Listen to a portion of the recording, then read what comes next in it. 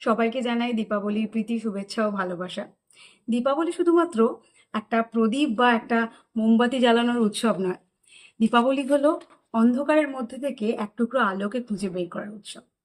এই দীপাবলিতে যে আমরা মোমবাতি বা আলো জ্বালাই সেটা কিন্তু আমাদের মনে করিয়ে দেয় অন্ধকার যতই বড় হোক না কেন, এক টুকরো আলো কিন্তু তাকে হার মানাতে পারে। তো এই দীপাবলিতে আসুন আমরা আমাদের মনের মধ্যে যে সমস্ত অন্ধকারগুলো আছে সেগুলোকেও দূর করি।